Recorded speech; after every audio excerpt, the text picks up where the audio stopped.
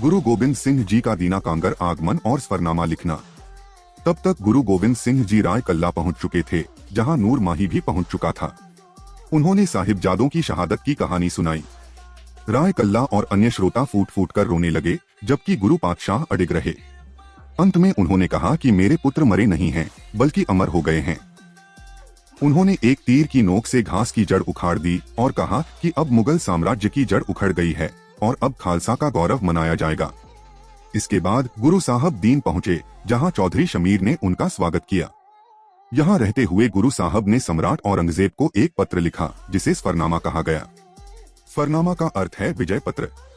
सफरनामा में गुरु साहब ने सम्राट को लिखा कि उन्होंने शपथ ली थी कि यदि वह किला छोड़ दें तो उन्हें कोई हानि नहीं पहुंचाई जाएगी, लेकिन बाद में सभी शपथ और वादे टूट गए। उन्होंने कहा, मैं तुम पर भरोसा नहीं कर सकता। तुमने अल्लाह और हजरत साहब की कसमों को तोड़ दिया है। इससे साफ पता चलता है कि तुम्हें अल्लाह और हजरत साहब का कोई डर नहीं है। तुम गद्दार और झूठे निकले।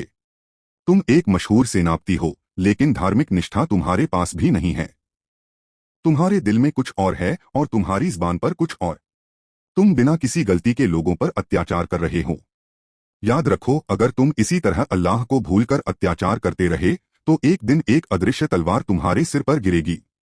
अल्लाह जो गरीबों की रक्षा करता है और उन्हें दिलासा देता है और अत्याचारियों का नाश करता है, तुम्हें इस बुरे काम का जरूर फल देगा।